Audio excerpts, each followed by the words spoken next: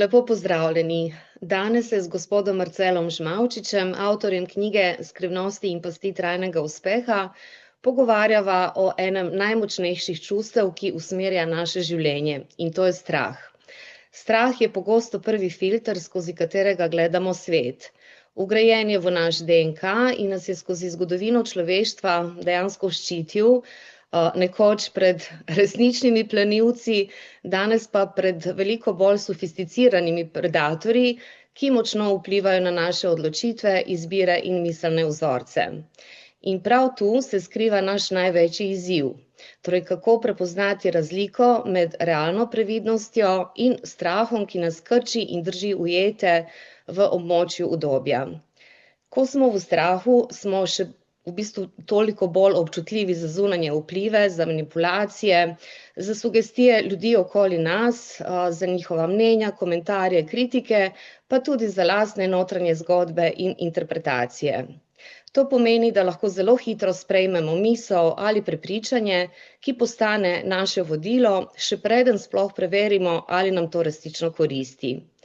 Gospod Marcel, kako po vašem mnenju prepoznati, kdaj nas strah ščiti pred neko realno nevarnostjo in kdaj nas strah pravzaprav omejuje in krči? Ja, pozdravljeni. Zanimivo vprašanje. Seveda, kot ste že omenili, je strah eno primarno čustvo, ki ga vsekakor ne smemo zanemariti in ignorirati. Čutimo ga lahko v različnih življenjskih situacijah, kot ste že povedali. V bistvu nas lahko zaščiti, seveda, pred, recimo, da ne vozimo, da nas je strah voziti čez rdečo luč na semaforju, na primer, ali pa nekaj podobnega, ali pa da, ko smo na višini, da se ne nagibamo čez ograjo, ker lahko pademo in tako naprej, da se oddaljimo od neke nevarne živali, ki nas lahko škoduje. In to je strah, ki je koristen v bistvu, ne? Ker nam pomaga prepoznati nevarnost, ki se v velikih primerih lahko izognemo. Je pa tudi zelo veliko nekoristnih strahov in tle mislim predvsem na strah recimo pred prihodnostjo, ne. Statistika in raziskave kažejo, da se 90% tega, kar se v prihodnosti bojimo, sploh ne bo zgodilo, ne. Ampak seveda, če ne obvladujemo straha, potem nas lahko pelje celo tako daleč, da nas lahko paralizira, ne?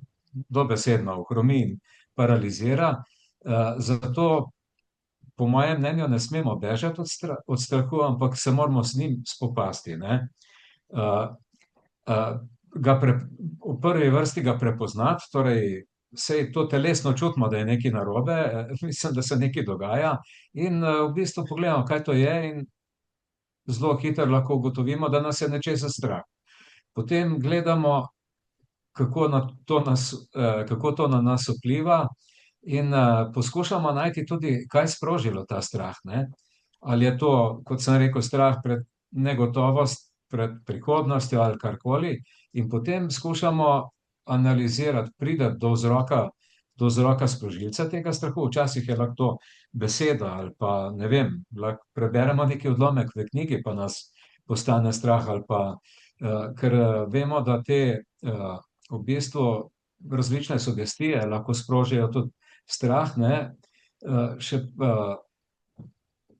Če povežemo strah in sugestije, v bistvu vemo, da se začne že v našem otroštvu. Otroci so zelo dosledni do tega, kar starši delamo. V bistvu imamo zelo velik vpliv na njih, potem imajo zelo velik vpliv tudi učitelji, župniki, zdravniki, mediji, še posebej televizija, recimo, ne.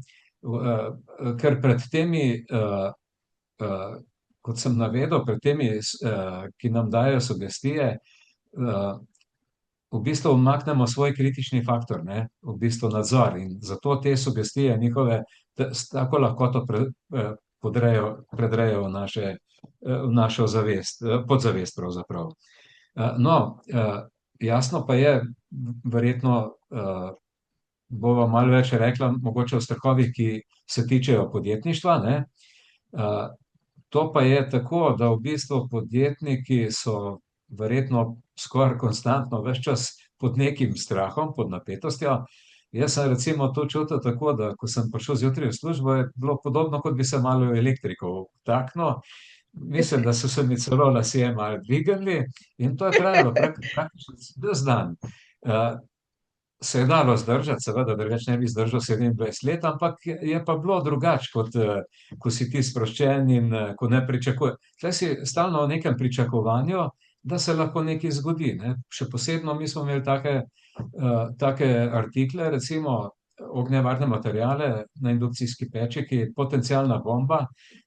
Ta material je šel, ne vem, v 35 držav in lahko bi bili tudi mi krivi, normalno, zato smo bili tudi zaščiteni, smo imeli to našo krivdo zavarovano, ampak največkrat se je krivda zgodila se strani uporabnikov in to praktično nikoli nisi vedel, kdaj lahko dobiš nek klic, ki ti bo sprožil, ne vem, jaz se spomnim, da recimo slabe novice sem jih čutil na svojem hrbtu, ne. Dolgo časa sem mislil, da v hrbet boli samo od dvigovanja bremen, potem pa, ko se je velikokrat ponovilo, sem videl, da je tudi od slabih novic in tako naprej, ne od stresa.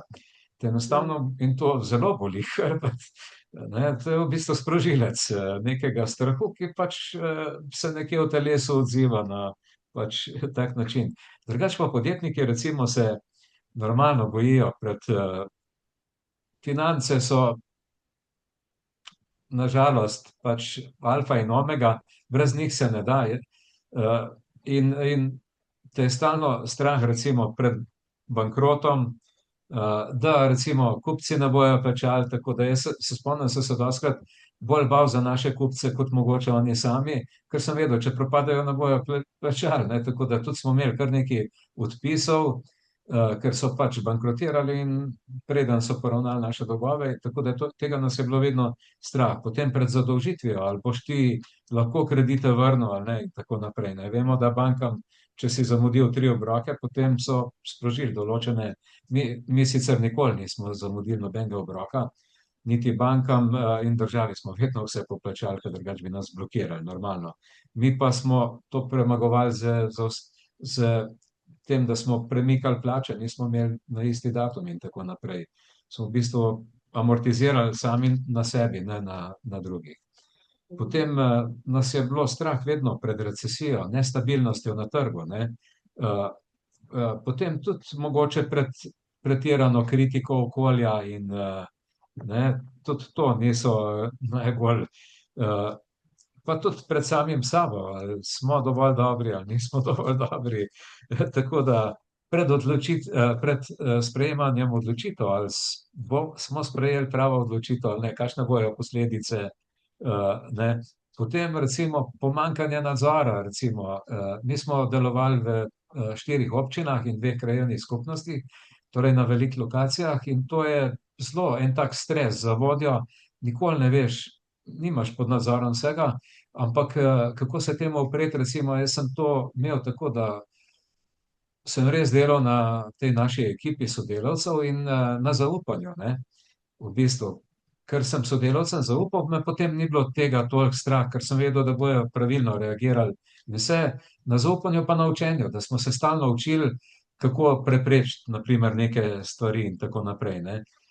Potem recimo podjetništvo, zdaj v kapitalizmu je tudi en velik strah, verjamem, pri velikih podjetnikih je strah pred stavko, štrajkom, ne. To je podjetnike praktično v nekem malenkost večjem podjetju stalno pod tnalom in nakovalom, ko se reče. Z ene strani zaposleni pričakujejo normalno, da čim večje prihodke, kar je vsak normalen podjetnik tudi želi ugoditi, pač v nekih normalnih razmerah, z druge strani pa so lastniki, ki pa bi radi pa čim večji dobiček in tule je, te igre so zelo take, bom rekel, si stalno pod neko napetostjo zaradi tega, ne, tako da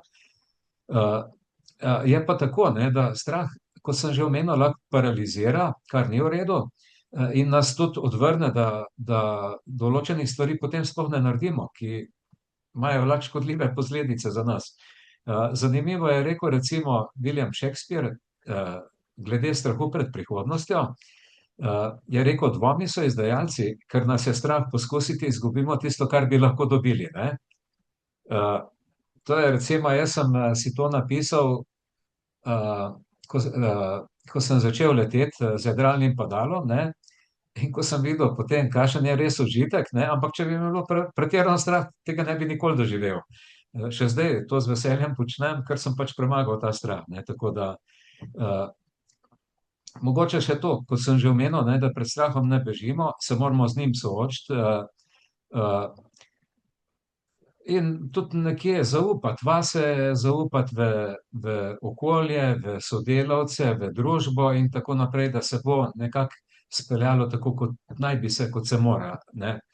Uh, Tako da, zdaj pa kje je meja med zaščito in samo sabotažo, ne? Kot smo rekli, to smo, Mhm. mislim, da sva ločila, ne? Koristen strah od nekoristnega, ne? Torej, pa še to je, ne? V bistvu je strah se v bistvu da kar dosti dobro kontrolirati, če se z njim spopadamo na pravi način. Ne. Zato je mogoče dobro tudi obvladati kakšne tehnike, ki bom mogoče potem malo v nadaljevanju povedal okoli tega. Bi pa povedal mogoče edino to, da sem se jaz dva strahova, ki sta bila zame mogoče najbolj težka v življenju, najprej bil strah pred zaprtim prostorom. Bom povedal tudi, kako sem se z njim soočil. Ko sem bil tam drugi, tretji razred osnovne šole, je bilo, ne vem, takrat seveda tudi vsaka družina niti ni imela televizije, nismo imeli časopisov in tako naprej. Iz dolg časa se je počelo marsikaj in igrice naših starejših bratov ali pa sester so bile, da so se izživljali nad mlajšimi. Pač tako je bilo. No, naprimer, moja sestra, ki je bila 3 leta starejša od mene in skoraj za 2 glavi večja od mene, jaz ti praktično fizično nič nisem mogel, je delala, pa ni bila edina, to sem videl, da tudi drugi so to počeli, me je dušila za blazino, ne. Me je pritisnila na obraz in nisem mogel dihati. In to je bilo tako, da sem že brcal, tako da sem se komaj osvobodil, da sem prišel do zraka in sem kar potreboval nekaj časa, da. In to mi je očitno sprožilo potem strah pred zaprtim prostorom, ki sem ga ugotovil šele potem, ko so se odprle samopostrežbe. Enkrat sem stal in je bila pretirano dolga vrsta pred blagajno, da bi plačal. Bil sem mogoče tretji razred, četrti, ne vem, peti, ne vem točno. V glavnem mi je težko sem začel dihati, oblil me je hladen znoj in sem dobil neke vrste paničen napad, sploh sem mislil, da ne bom preživel. V bistvu sem odložil košarico in stekel ven pred trgovino, se usedel na stopnice, poskušal čim bolj globoko dihati in vse, ampak sem res potreboval kar lep čas, da sem prišel k sebi. No, potem se je to zgodilo tudi še nekajkrat v življenju, ampak ne več tako intenzivno, zato ker sem to zavestil in sem se izogibal takim raznim situacijam, ne. Potem pa sem šel študirati geologijo, nihče mi ni povedal, da bo naša stalna spremljevalka bodo obiski jam in rudnikov. In smo šli na terenske vaje v Postojnsko jamo, plezali smo nismo šli v turistične dele, ampak tam v neraziskane dele. In v bistvu je bilo tako ozko, lezali smo čez neki podhod, tako da sem moral nahrbtnik sneti, sicer ne bi prišel, ker je bil mogoče visok 3/4 metra. In ko sem že bil nekaj metrov v tem globokem temnem podhodu, sem se spomnil na svojo fobijo. Kaj pa zdaj, ne? Pred zaprtim prostorom mene je vendar tega strah. Takoj sem začel pospešeno dihati, tudi prve kapljice znoja so se že pojavile in potem sem bil na nek način mal jezen sam nase, kako nisem prej vedel, da me bo to čakalo, ampak potem sem, ne vem, kaj mi je bilo, ampak v glavnem se nisem predal temu strahu.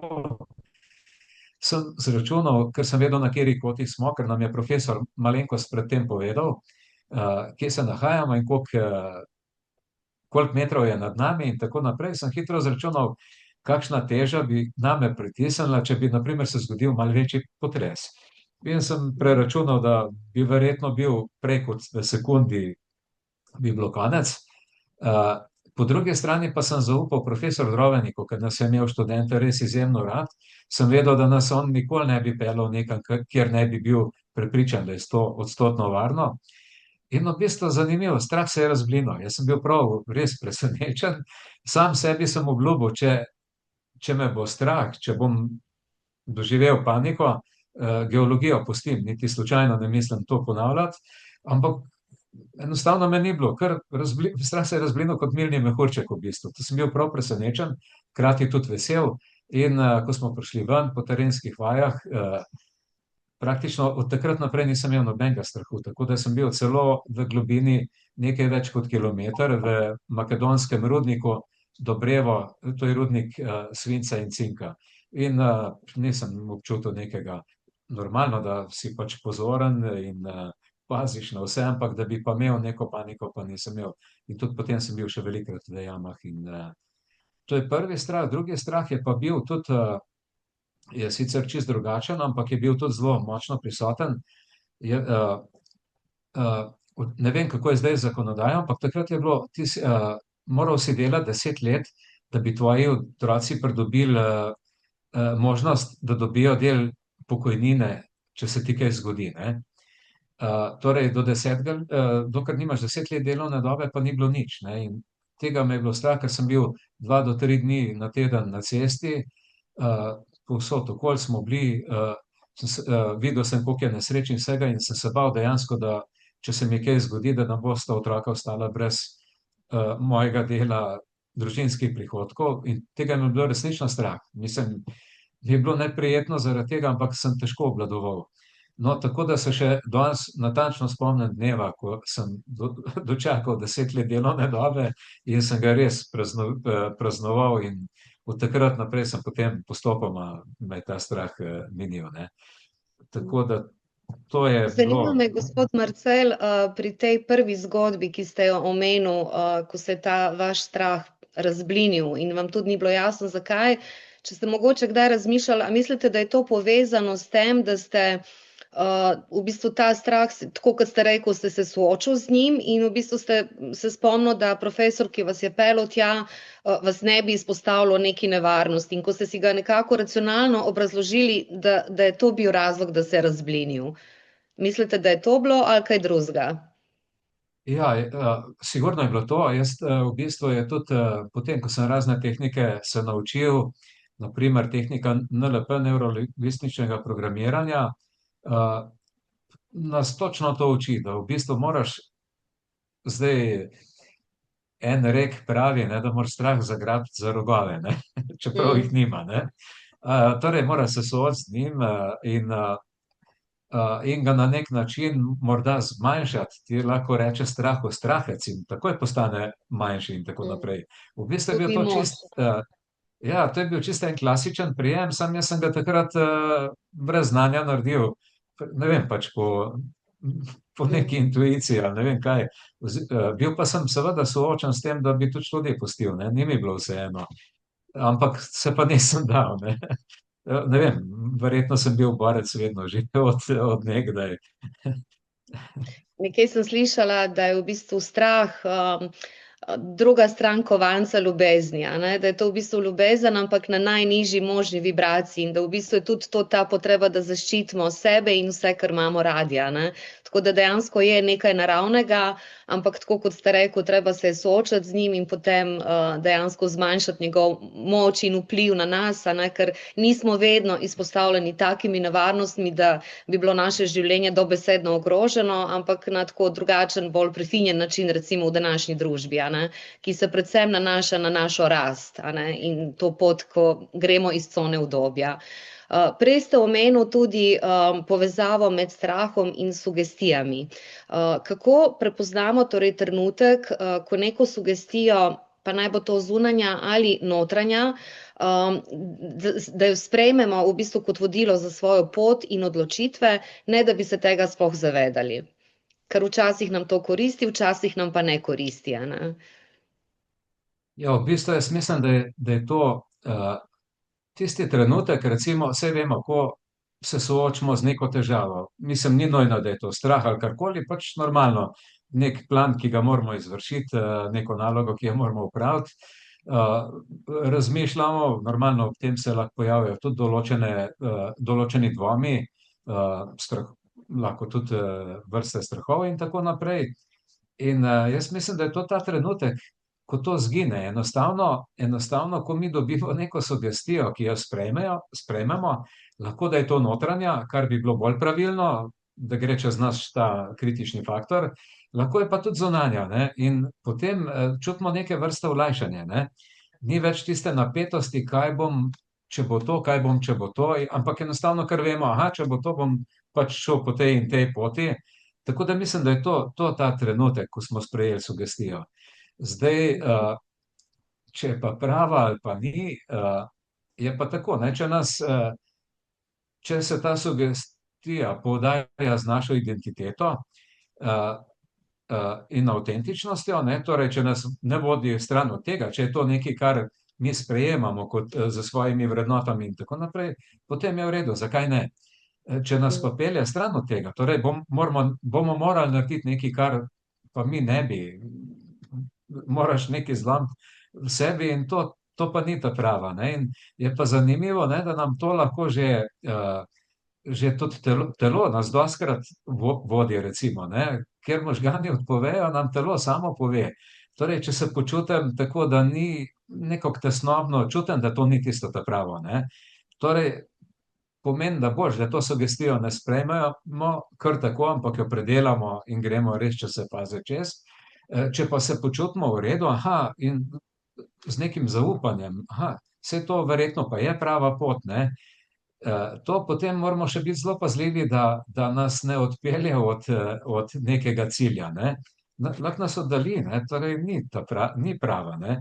Ker seveda to je sicer malo bom grdo rekel, mogoče, ne vem, ampak ljudje smo bolj tako kot voda, ne? Voda vemo, da kjerkoli jo bomo zlili, ona bo vedno najdla najnižjo točko, kamor bo odtekla. In ljudje smo dostikrat podvrženi tudi temu, da bi rajši bi zlahka, zakaj bi šli po težji poti, ampak ta pot žal dostikrat ni ta prava. Ne? In to, če se poglobimo vase, če ne vemo, če nam možgani ne povejo, nam pa telo to pove. Ja, ni ga čez komod, pravijo, ne? Ja. No, evo, zdaj bom pa prebrala en odlomek, krajši odlomek iz vaše knjige, kjer dejansko v bistvu prav opisujete to, kako ste radi sprejemali sugestije nekoga, ki je zelo močno vplival na vašo pot takrat, a ne, pa potem lahko nadaljujeva. Zgodba je povezana z gospodom Hikmetom iz Sarajeva, ki je nekaj časa s svojo ženo živel pri vas. Odločitev sem tehtal tudi v pogovoru s Hikmetom, beguncem iz Balkanske vojne, ki je z ženo Garo živel pri nas. Najprej sta kot begunca iz Zagrebškega begunskega centra prišla živet k sodelavcu Kermu, ko je vojna dosegla področje Busovače, so k njemu prišli tudi njegovi sorodniki, tako da je v enakem stanovanju, kot smo ga imeli tudi mi, živelo 13 ljudi. Poleg tega sta bila Kermova sestra in bratova žena visoko noseči. Ker nisem mogel obrniti hrbta, sem predlagal, da se Hikmet in Gara preselita k nam. V resnici je bila to ena najboljših potez, ki sem jih v življenju naredil. V kratkem času sem se od Hikmeta veliko naučil, kar mi je v življenju še velikokrat koristilo. Zelo rad sem poslušal različne zanimive zgodbe, prek katerih mi je prenašal določene izkušnje, znanja in sugestije. Njegove bogate dolgoletne izkušnje z obsežnimi potovanji po svetu so bile dragocena podlaga za nasvete in ideje, ki so mi pomagale videti možnost, do katerih sam morda ne bi nikoli prišel. To je v bistvu potem še sledi priloga, ki je tudi sestavni del te knjige. Veliko jih je, ki so tudi na nek način dokazni material, ampak zdaj, ko v bistvu sem prebrala ta odlomek in tudi sicer, ko smo delali na knjigi, sem razmišljala, kako dejansko prepoznamo oziroma kako ste vi v tem konkretnem primeru prepoznal, da je to nekaj, kar vam bo koristilo na vaši poti. Od Hikmeta sem se res zelo veliko naučil. Midva sva imela praktično vsak večer pred spanjem pogovor. v različnih stvareh. Mene je fasciniral z svojimi bogatimi izkušnjami. On je bil je direktor Interspeda Sarajevo, špedicije mednarodne, prepotoval je svet, po moje, mislim, najmanj dvakrat ali pa v določenih krajih tudi večkrat. Nosim tudi prstan njegov, ki mi ga je poslal po ženi, tik preden je umrl, je rekel, da bi želel, da ga jaz nosim za spomin. Če ne bi bil to tak drag spomin, ne bi nosil, ker ne prenašam stvari na sebi. V bistvu je, kako ne bi zaupal človeku, naprimer, ki je vodil logistiko gradnje Đerdapa. Đerdap vemo, da je bila takrat največja elektrarna v Evropi in ni bilo računalnikov in vsega in je bilo treba, to so tako veliki deli, da je bilo treba podvoze, nadvoze, ceste spreminjati in tako naprej in vse. In je seveda to, on je prav bil vodja te logistike in vse brezhibno izpeljal. Tako da normalno, da kritični faktor v bistvu se zelo umakne, tako da sem od njega sprejemal veliko sugestij, ampak normalno, ker sem odstotno zaupal in tudi vem, da on je celo je rekel, da sem mu kot sin, on je imel 2 hčerki, praktično smo ostali potem, tudi ko je šel v Švico od nas, smo ostali v tedenski zvezi skozi do konca njegovega življenja. In je med drugim, recimo bom povedal, ko mi je on razlagal, recimo, normalno mene je to zanimalo, jaz sem takrat tudi na njegovo priporočilo sem sprejel delovno mesto direktorja. Mogoče, če bi mi on svetoval, da ne, ga lahko tudi ne bi imel toliko takšno moč vplivanja name, ampak mi je povedal, lej, če boš to, potem to vzem. Jaz ti je rekel, zaupam vate, vem, da ti to zmoreš, ampak treba pa to, še te stvari preveri in tako naprej. In potem sem jaz to sprejel in sem bil na začetku. In ko mi je on razlagal, mene je pa zanimivo, kako je on končal. Normalno, kako je delal in tudi kako je končal. On je bil do svoje upokojitve bil direktor in je povedal, da je pač še takrat je rekel, da čut veselje, mislim zadovoljstvo, ker je vzgojil svojega naslednika, pravzaprav je bila naslednica, gospa, ženska, in je tudi, to je ena zadeva, druga zadeva je rekel, da jim je pustil toliko rezerve, torej denarja in vsega, v podjetju ni, vse veste, direktor ima vpliv na potrošnjo, lahko tudi zapraviš v bistvu, ne? In to zelo z lahkoto, to ni problem. Je rekel, sem jim pustil toliko rezerve, da so se lahko znašli in je rekel, to mi je največje zadovoljstvo, da je potem firma še precej let delovala. In to sem se jaz zapomnil. In to je bilo v bistvu neke sugestije, ki sem jih podzavestno sprejel, pa nikoli nisem kaj dosti razmišljal o tem, ampak točno sem delal vse tako, da sem na koncu po teh 27 let jaz naredil enako. Na srečo sem imel enega zelo v redu fanta, ki je tudi geolog in je izjemen naslednik in tudi firmo sem zapustil z določeno rezervo. Tako da mi je sodelavka Sabina mi je rekla, potem ko nisem bil več v delovne odnose, je rekla, pa toliko denarja nismo še nikoli imeli. Sem rekel, ja, dajte za rezervo, ker boste potrebovali. No, potem je pa že COVID prišel in tako naprej. In brez te rezerve bi podjetje verjetno dosti težje preživelo, kot je. In tudi jaz sem vesel, da zdaj po 6 letih, ko več nisem v podjetju, podjetje kljub vsem svetovnim trendom, ki niso dobri za podjetništvo, še vedno dobro deluje, ne? Tako da. Ja, to, kar sem zdaj slišala iz vašega pojasnila, nekako torej vidim, da ko gre za sprejemanje teh sugestij, ne, od koga in kaj bomo sprejeli, ne, je zelo odvisno, a je ta oseba na nek način kredibilna, ima izkušnje, ima tak, kako bi rekla, pozitiven konec, a ne, zgodbe. In pa tudi je to zagotovo nekdo, ki nas bo spodbujal, da gremo, a ne, čez ta strah, čez ovire, kar nas blokira, torej nekdo, ki nas bo spodbujal k rasti, a ne. Nasprotno pa Tako. tisti, ki nas v bistvu poskuša definirati skozi ta strah, a ne, zagotovo ni nekaj, kar nam koristi, a ne. Tako da mogoče tudi lahko na podlagi tega potem si to interpretiramo, kdaj je ok poslušati Tako. sugestijo in kdaj ne. Zdaj, ko gre za soočanje strahov, a ne, strahovi, torej za prejet bika za rogove, a ne, to je v bistvu tudi ta naš notranji dialog, a ne, in ta naš notranji dialog je lahko včasih naš najmogočnejši opornik pri premagovanju strahov. Lahko pa postane nevaren saboter, ki nas vodi v pretirane sodbe, v perfekcionizem in izgorevanje.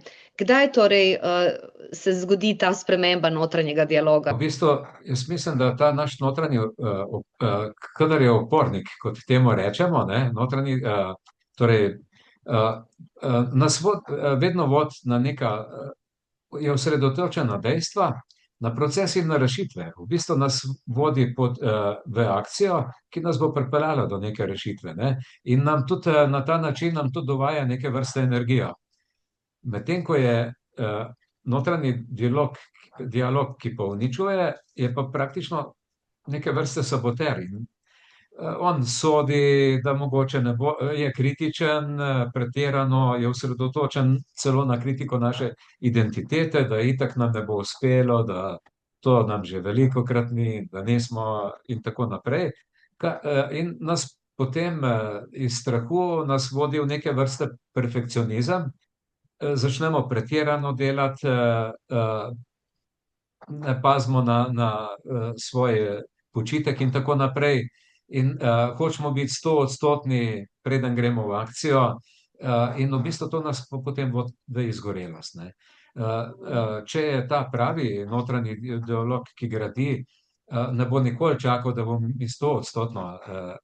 Recimo, zanimivo je, v enem razgovoru, jaz sem poznal tudi ustanovitelja novomeškega farmacevtskega podjetja Krke in gospoda Andrijaniča. Za njega so rekli, da on nikoli ni čakal, da bo do konca mu nekdo povedal. On je, ko mu je nekdo malo čez polovico povedal, je rekel, fantje, v to gremo, fantje, v to ne gremo. Recimo, ne, in medtem ko ta saboter notranji nas bo pa vedno preganjal, da je treba še, pa še, pa še, in na koncu se nič ne zgodi, ker je vlak odpeljal, ne. Mi moramo vedeti, da tudi v podjetništvu, ko vlak odpelje, ni nujno, da še kdaj pride sploh na isti peron. Tako da se je treba hitro odločati, ne. Zato je zelo pomembno, ampak je pa res to, ne, da z leti se človek potem pač natrenira marsičesa, ne. No, kar je zagotovo dobra novica, je ta, da ta notranji dialog, da pravzaprav mi upravljamo z njim, a ne, in da lahko potem na ta način tudi upravljamo kemijo v telesu, a ne, namesto da se krčimo, se bomo širili, bomo čutili ta dotok energije, a ne, in to so pač znaki, ali v pravo smer razmišljamo, oziroma v smer, ki nam koristi, a ne. Ok, gospod Marcel, za konec mogoče, če bi nekoga, ki vstopa v podjetniški svet, lahko naučili ene same tehnike avtosugestije, ki bi mu pomagala pri obvladovanju strahov in dolgoročno rešila kariero, katero bi izbrali in zakaj?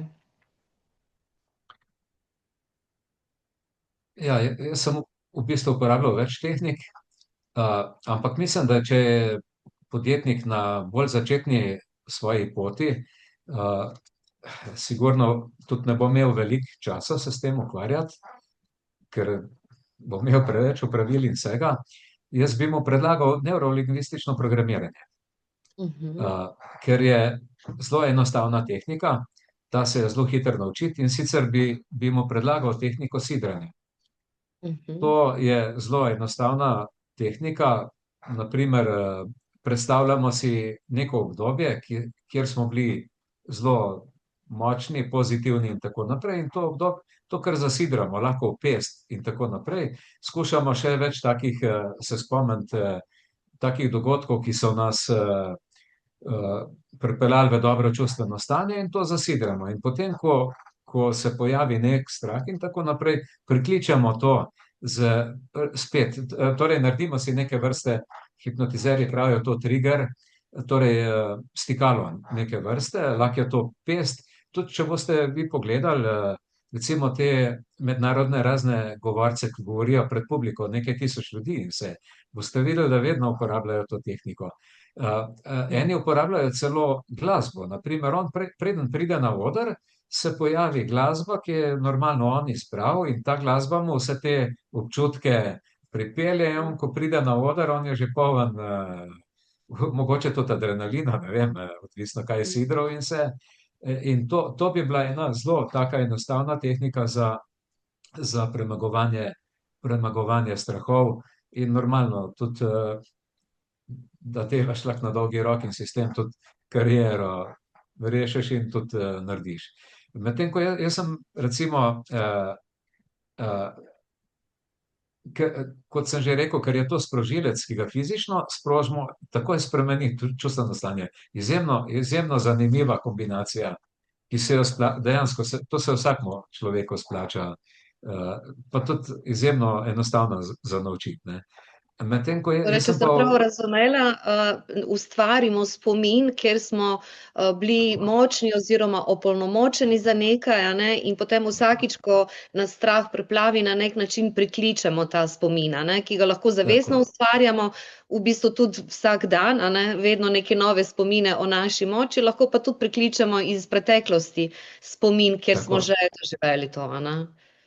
Ker potem se s tem strahom čisto drugače soočimo, ne? Mi se soočimo z njim, z nekega pozitivnega stanja in rečemo, te strahec spet že, no, se ni res tako hudo, kot skušaš prikazati, ne?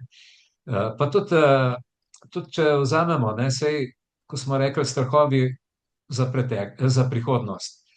Glejte, mi dejansko živimo samo zdaj v tem trenutku, ne? Preteklost je samo še v naših možganih zapisana, torej je več ni, prihodnosti pa mogoče sploh ne bo, ne. In mi pa se tako bojimo, kaj bo, ne. Temu se reče tudi, da naj se ne bi sekirali na zalogo, ne. Se bomo sekirali takrat, ko pride, če pride, mogoče pa ne bo. Statistike pravijo, da skoraj 90% se ne konča tako, kot smo si zamišljali. Tistih 10%, ko se konča, pa tudi ni tako grozno, kot smo mislili, preden smo do tam prišli, ne. Tako da jaz sem drugače pa uporabljal, uporabljal sem avtogeni trening, tega sem se naučil z 18 leti, mi je zelo pomagal že med študijem. Mogoče je tudi to vplivalo na to v Postojnski jami, kot sem rekel, ker sem takrat to tehniko že obvladal. Potem sem se naučil tudi hipnoze, nevrolingvističnega programiranja, za sproščanje stresa sem uporabljal pa transcendentalno meditacijo. Oziroma še vedno uporabljam vse te tehnike, tako da. In to je, mislim, da takrat, ko sem se s temi tehnikami pomagal, da nisem imel nikoli več izgorelost ali pa nekaj podobnega. No, to je res tudi ena dobra novica, ne, da obstajajo tehnike v bistvu, ki nam omogočajo to hitro izmenjavo čustvenega stanja in kemije v našem telesu, ne, tako kot obstajajo stikala ali triggerji, kjer nas začnejo nezavedni programi obvladovati in sabotirati, ne, ker nas mečejo v ta obrambni mehanizem, je lepo vedeti, da obstajajo tudi orodja, ki nas pozitivno vklopijo, a ne, pozitivno stikalo. Gospod Marcel, hvala lepa za vaše misli, izkušnje in uvide. Torej, strah je, kot smo zaključili, naraven del človeka, ni nekaj zunanjega, je pa zagotovo nekaj, kar moramo prepoznati in v bistvu se soočati z njim, da nas ne odvede stran od naše poti, ampak da nas podpira, a ne, pri našem poslanstvu in razvoju. Hvala lepa in do naslednjega izbranega pogovora.